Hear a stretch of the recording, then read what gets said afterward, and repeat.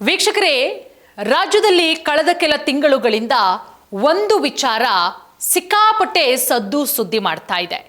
ಯಾವುದಪ್ಪ ಅಂತ ಹೇಳಿದ್ರೆ ಸಿಎಂ ಕುರ್ಚಿ ಬದಲಾವಣೆಯ ವಿಚಾರ. ನೋಡಿ, ಒಂದು ಕಡೆ ಸಿದ್ದರಾಮಯ್ಯ ಅವರು ಕೊಡ್ತಾ ಇಲ್ಲ, DCM DK ಶಿವಕುಮಾರ್ ಅವರು ಬಿಡ್ತಾ ಇಲ್ಲ. ಬಟ್ ಇತ್ತೀಚೆಗೆ ಮಲ್ಲಿಕಾರ್ಜುನ ಖರ್ಗೆ ಅವರ ಹೇಳಿಕೆ ನಂತರವಂತೂ DCM DK ಶಿವಕುಮಾರ್ ಅವರು ಬಹಳ ಸೈಲೆಂಟ್ ಆಗಿದ್ದಾರೆ.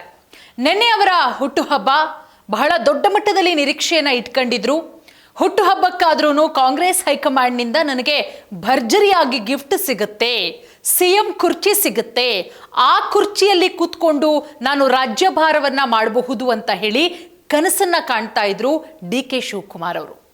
ಬಟ್ ಯಾವ ಹುಟ್ಟುಹಬ್ಬಕ್ಕೂ ಕೂಡ ಕಾಂಗ್ರೆಸ್ ಹೈಕಮಾಂಡ್ನಿಂದ ಯಾವ ಗಿಫ್ಟ್ ಕೂಡ ಸಿಗಲಿಲ್ಲ. ನೋಡಿ, ಒಂದು ಕಡೆ ಸಿದ್ದರಾಮಯ್ಯ ಅವರ ಬಣದ ನಾಯಕರುಗಳ ಹೇಳಿಕೆ, ಇವತ್ತು ತಾನೇ ರಾಯರೆಡ್ಡಿ ಅವರು ಒಂದು ಹೇಳಿಕೆಯನ್ನು ಕೊಡ್ತಾರೆ. ಮುಖ್ಯಮಂತ್ರಿ ಸಿದ್ದರಾಮಯ್ಯ ಅವರೇ ಮುಂದಿನ 2 ವರ್ಷಗಳ ಕಾಲ CM ಆಗಿರ್ತಾರೆ, ಪದೇ ಪದೇ CM ಕುರ್ಚಿ ಬದಲಾವಣೆ ಮಾಡೋದಕ್ಕೆ ಆಗಲ್ಲ. ಅಂದ್ರೆ ಇದನ್ನ ಡೈರೆಕ್ಟ್ ಆಗಿ DCM DK ಶಿವಕುಮಾರ್ ಅವರಿಗೆ ಹೇಳ್ತಾ ಇರೋದು, DCM DK ಶಿವಕುಮಾರ್ ಅವರ ಬಣದ ನಾಯಕರುಗಳಿಗೆ ಹೇಳ್ತಾ ಇರೋ ಮಾತಾ? ಹಾಗಾದ್ರೆ ನಾನು ಹೆಂಗೆ ಹೇಳಿ? ಅಲ್ಲ, ನಾನೇನು ಹೇಳ್ತೇನೆ, ಎಸ್ ನಾನು ಈಗ ಅವ್ರು ಚೀಫ್ ಮಿನಿಟ್ ಇರೋದ್ರಿಂದ 2028ಕ್ಕೆ ಅವ್ರ ನೇತೃತ್ವದಲ್ಲೇ ಚುನಾವಣೆಗಳು ನಡೀಬಹುದು. ಅದಕ್ಕೆ ನಡೆದರೆ ಮತ್ತೆ ಅಧಿಕಾರಕ್ಕೆ ಬರಬೇಕಾದ್ರೆ ಈ 2 ವರ್ಷದಲ್ಲಿ ಪದೇ ಪದೇ ಮುಖ್ಯಮಂತ್ರಿಗಳನ್ನು ಬದಲಾವಣೆ ಮಾಡೋದು ಸರಿಯಲ್ಲ. ಈಗ ಮೇ 19ಕ್ಕೆ ಸಾಧನಾ ಸಮಾವೇಶ ಮಾಡ್ತಾರೆ, ಯಾವ ಉದ್ದೇಶ? ಪಕ್ಷದ ಸಂಘಟನೆ ಆಗಬೇಕು, ನಮ್ಮ ಸರ್ಕಾರದ್ದು ಏನೇನು ಮಾಡಿವು ಅಂತ ಹೇಳೋದು ಬೇಡವಾ? ಒಂದಿಷ್ಟು ಜನ ಏನಂತಿದ್ದಾರೆ, ಸಿದ್ದರಾಮಯ್ಯನವರ ಕೊನೆಯ ಸಮಾವೇಶ ಆಗಲಿ ಅನ್ನಕ್ಕೆ ಏನು ಹೋಗೋದಿದೆ. ಈಗ ನೋಡಿ, ಏನು ಬೇಕಾದ್ರೂ ಅಂದ್ಕೊಳ್ಳಿ, ನಾನು ನಿಮ್ಗೆ ಹೇಳ್ತೀನಲ್ಲ, ಯಾವ ಕೊನೆಯ ಸಮಾವೇಶ ಇಲ್ಲ, ಏನಿಲ್ಲ. ನನ್ನ ಪ್ರಕಾರ ಅವ್ರು ಇನ್ನೂ 2 ವರ್ಷ ಮುಖ್ಯಮಂತ್ರಿಗಳಾಗಿಯೇ ಇರ್ತಾರೆ. ಮತ್ತು ನಾನು ಸಿದ್ದರಾಮಯ್ಯ ಅಂತ ಹೇಳ್ತಾ ಇಲ್ಲ, ಪದೇ ಪದೇ ಮುಖ್ಯಮಂತ್ರಿಗಳನ್ನು ಬದಲಾವಣೆ ಮಾಡೋದು ಸರಿಯಲ್ಲ. ಇದು ನನ್ನ ಅಭಿಪ್ರಾಯ. It's not good.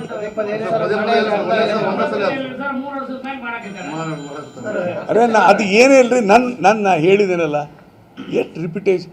ಪದೇ ಪದೇ ಮುಖ್ಯಮಂತ್ರಿ ಅಂದರೆ ಒಂದು 5 ವರ್ಷ ಬಿಟ್ಬಿಡ್ಬೇಕು ಒಬ್ಬರಿಗೆ. 5 ವರ್ಷ ಕೊಟ್ಬಿಡ್ಬೇಕು. ಆಮೇಲೆ ಸಿದ್ದರಾಮಯ್ಯನ ಮೇಲೆ ಭ್ರಷ್ಟಾಚಾರದ ಆರೋಪ ಇಲ್ಲ, ಆಮೇಲೆ ದುರಾಡಳಿತದಿಲ್ಲ, ಯಾವುದೇ ಕಮ್ಯುನಲ್ ಇವು ಏನು ಅಂತ ಇಲ್ಲ.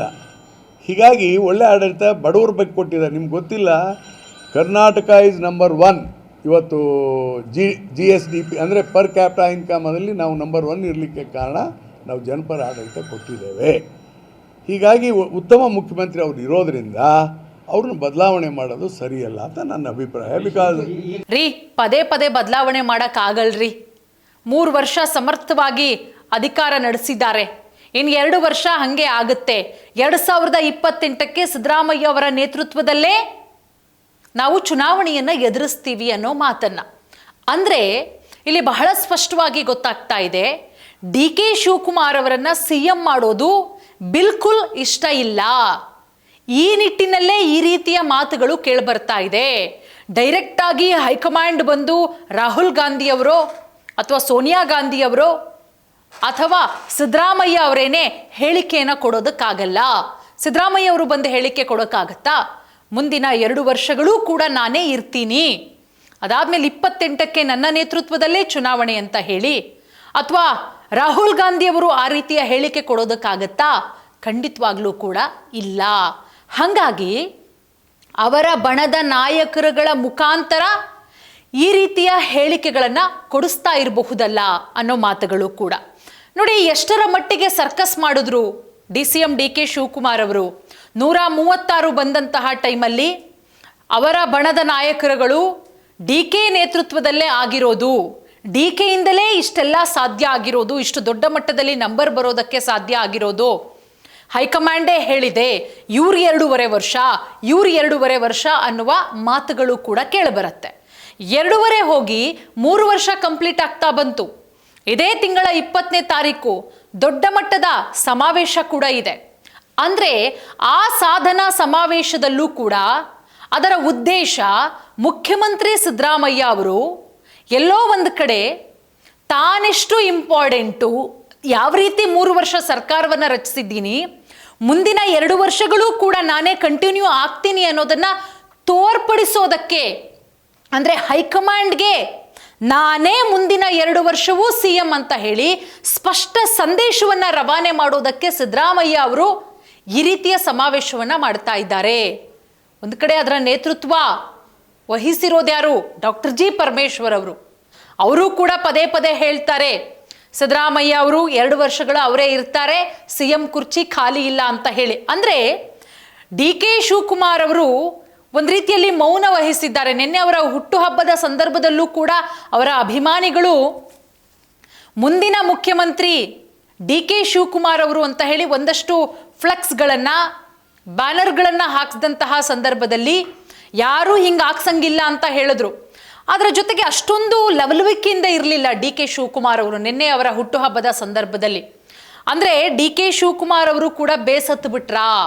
ಕಾದು ಕಾದು ಕಾದು ಇವತ್ತು ನಾನು CM ಆಗ್ತೀನಿ, ನಾಳೆ ಆಗ್ತೀನಿ, ಇವತ್ತು ನನ್ನನ್ನು CM ಮಾಡ್ತಾರೆ, ನಾಳೆ ಮಾಡ್ತಾರೆ, ಹುಟ್ಟುಹಬ್ಬಕ್ಕೆ ಗಿಫ್ಟ್ ಕೊಡ್ತಾರೆ, ಪಂಚರಾಜ್ಯಗಳ ಫಲಿತಾಂಶ ಆದಮೇಲೆ ಗಿಫ್ಟ್ ಕೊಡ್ತಾರೆ, ಹೀಗೆ ಕಾದು ಕಾದು ಕಾದು ಸುಸ್ತಾದ್ರ ಅನ್ನುವಂತಹ ಪ್ರಶ್ನೆಗಳು ಕೂಡ ಮೂಡ್ತಾ ಇದೆ.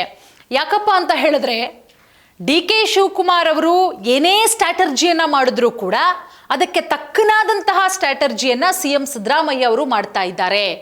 ಸಿದ್ದರಾಮಯ್ಯ ಅವರ ಬಣದವರು ಹೇಳ್ತಾರಂತೆ, ಒಂದು ವೇಳೆ ಹೈಕಮಾಂಡ್ ನಿಮಗೇನಾದರೂ ಕುರ್ಚಿಯಿಂದ ಕೆಳಗಿಳಿರಿ ಅಂತ ಹೇಳಿದ್ರೂ ಕೂಡ ನೀವು ಯಾವುದೇ ಕಾರಣಕ್ಕೂ DK ಅವ್ರನ್ನ ನಿಮ್ಮ ಕುರ್ಚಿ ಮೇಲೆ ಕೂರಿಸ್ಬೇಡಿ, ಬದಲಿ ನಾಯಕರನ್ನ ಕೂರಿಸಿ, ಬೇಕಾದರೆ ದಲಿತ ನಾಯಕರಾದಂತಹ ಡಾಕ್ಟರ್ ಜಿ ಪರಮೇಶ್ವರ್ ಅವರನ್ನ ನೀವು ಮುಖ್ಯಮಂತ್ರಿ ಸ್ಥಾನದಲ್ಲಿ ಕೂರಿಸಿ ಮುಂದಿನ 2 ವರ್ಷಗಳ ಕಾಲ.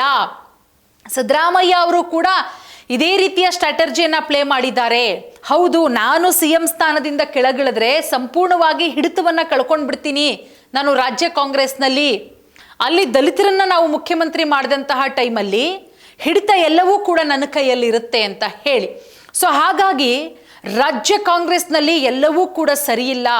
ಅದರಲ್ಲೂ ಕೂಡ ಪಾಪ ನೆನೆ DK ಅವರ ಹುಟ್ಟುಹಬ್ಬದ ಸಂದರ್ಭದಲ್ಲಿ BJP ಅವರ ಫೇಸ್ಬುಕ್ ಪೇಜ್ ಇರ್ಬೋದು, ಟ್ವಿಟರಲ್ಲಿ DK ಶಿವಕುಮಾರ್ ಅವರಿಗೆ ಯಾವ ರೀತಿ ವ್ಯಂಗ್ಯ ಮಾಡಿದ್ರು ಅದು ಸಿಕ್ಕಾಪಟ್ಟೆ ವೈರಲ್ ಆಯಿತು.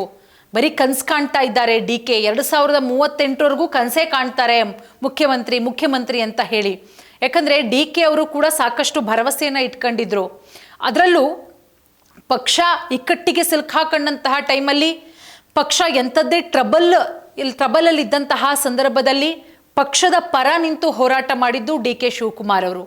ಎಲ್ಲೋ ಒಂದು ಕಡೆ ಅವರ ಅಭಿಮಾನಿಗಳು, ಅವರ ಕಾರ್ಯಕರ್ತರುಗಳು, ಅವರ ಬೆಂಬಲದ ನಾಯಕರುಗಳು ಕೂಡ ಆಸೆ ಇಟ್ಕೊಂಡಿದ್ರು DK ಶಿವಕುಮಾರ್ ಅವರು ಮುಖ್ಯಮಂತ್ರಿ ಆಗ್ತಾರೆ ಅಂತ ಹೇಳಿ. ಬಟ್ ಇತ್ತೀಚೆಗಂತೂ ರಾಜ್ಯ ಕಾಂಗ್ರೆಸ್ನಲ್ಲಿ ಆಗ್ತಾ ಇರುವಂತಹ ಬೆಳವಣಿಗೆಯನ್ನು ಗಮನಿಸ್ತಾ ಹೋದರೆ DK ಶಿವಕುಮಾರ್ ಅವರು ಸದ್ಯಕ್ಕಲ್ಲ, ಇನ್ನು 2 ವರ್ಷಗಳ ಕಾಲ ಯಾವುದೇ ಕಾರಣಕ್ಕೂ ಮುಖ್ಯಮಂತ್ರಿ ಆಗಲ್ಲ. ಮುಖ್ಯಮಂತ್ರಿಯ ಕನಸು ನನಸಾಗಲ್ಲ, ಕನಸು ಕಮರು ಹೋಗುತ್ತಾ. ಇನ್ನು 2 ವರ್ಷಗಳ ಕಾಲ DK ಮುಖ್ಯಮಂತ್ರಿ ಆಗಲ್ಲ. ಇನ್ನು ಉಳಿದಂತಹ 2 ವರ್ಷಗಳ ಕಾಲ ಸಿದ್ದರಾಮಯ್ಯನವರೇ ಮುಖ್ಯಮಂತ್ರಿಯಾಗಿ ಮುಂದುವರಿತಾರೆ. ಅದೆಲ್ಲದರ ನಡುವೆ ಇವತ್ತು ರಾಯರೆಡ್ಡಿ ಅವರ ಹೇಳಿಕೆ ಕೂಡ ಇದೆಲ್ಲದಕ್ಕೂ ಪುಷ್ಟಿ ಕೊಡ್ತಾ ಇದೆ.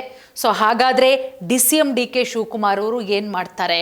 ಮತ್ತೊಮ್ಮೆ ದೆಹಲಿಯ ದಂಡಯಾತ್ರೆಯನ್ನು ಕೈಗೊಳ್ತಾರಾ?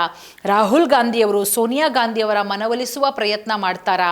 ಯಾಕಂದರೆ DK ಅವರು ಏನೇ ಪ್ರಯತ್ನ ಮಾಡಿದ್ರೂ ಕೂಡ ಕಾಂಗ್ರೆಸ್ ಹೈಕಮಾಂಡು ಬೇರೆ ರೀತಿಯಲ್ಲಿ ಸ್ಟ್ರಾಟರ್ಜಿಯನ್ನು ಮಾಡ್ತಾ ಇದೆ. ಈಗೇನಾದರೂ ಚೇಂಜಸ್ ಮಾಡಿ ಅಲ್ಲೊಂದಿಷ್ಟು ಕಲಿಸೋಕ್ಕಿಂತ ಹೆಂಗಿದೆ ಹಾಗೆ ನಡ್ಕೊಂಡು ಹೋಗಲಿ, ಹೆಂಗೋ 3 ವರ್ಷ ಆಗೋಗಿದೆ, ಈ ಗ್ಯಾರಂಟಿಗಳ ನಡುವೆ ಹಂಗೂ ಹಿಂಗೂ ತಳ್ಳಾಡ್ಕೊಂಡು ನೂಕಾಡ್ಕೊಂಡು ಸರ್ಕಾರ ನಡೀತಾ ಇದೆ. ಸೊ ಈಗ ಎಲ್ಲನೂ ಅಧ್ವಾನ ಮಾಡಿಬಿಟ್ರೆ ಚುನಾವಣೆ ಸಂದರ್ಭದಲ್ಲಿ ಆಗಲ್ಲ, ಏನು ಮ್ಯಾಜಿಕ್ ಮಾಡೋದಕ್ಕಾಗಲ್ಲ, ಎಲ್ಲ ಉಲ್ಟಾ ಪಲ್ಟಾ ಆಗೋಗ್ಬಿಡುತ್ತೆ ಅನ್ನುವ ಪ್ಲಾನಿಂಗ್ ಕೂಡ ಇರಬಹುದು. ಬಟ್ ಗೊತ್ತಿಲ್ಲ ಮುಂದಿನ ದಿನಗಳಲ್ಲಿ ಏನಾಗುತ್ತೆ ರಾಜ್ಯ ಕಾಂಗ್ರೆಸ್ನಲ್ಲಿ ಅಂತ ಹೇಳಿ. ಸದ್ಯದ ಬೆಳವಣಿಗೆಯಂತೂ ಮುಖ್ಯಮಂತ್ರಿಯಾಗಿ 2 ವರ್ಷಗಳ ಕಾಲ ಸಿದ್ದರಾಮಯ್ಯ ಅವರೇ ಮುಂದುವರಿತಾರೆ, ಪಾಯಿಂಟ್ ನಂಬರ್ 1. ಅದರ ಜೊತೆಗೆ ಪದೇ ಪದೇ CM ಅನ್ನು ಬದಲಾವಣೆ ಮಾಡೋಕ್ಕಾಗಲ್ಲ, ಪಾಯಿಂಟ್ ನಂಬರ್ 2. ಇದನ್ನು ಸ್ವತಃ ಪಕ್ಷದ ನಾಯಕರುಗಳೇ ಹೇಳ್ತಾ ಇರೋದ್ರಿಂದ ಇದೆಲ್ಲದಕ್ಕೂ ಕೂಡ ಪ್ರಾಮುಖ್ಯತೆ ಕೊಡಬೇಕಾಗತ್ತೆ. ಸೊ ಹಾಗಾಗಿ ಏನಾಗುತ್ತೆ ಮುಂದಿನ ದಿನಗಳಲ್ಲಿ? DK ಸುಮ್ಮನಿದ್ದು ಬಿಡ್ತಾರಾ ಅಥವಾ ಅವರ ಬೇರೆ ವರಸೆಯನ್ನು ತೋರಿಸ್ತಾರಾ? ಕಾದು ನೋಡಬೇಕಾಗತ್ತೆ. ಧನ್ಯವಾದ.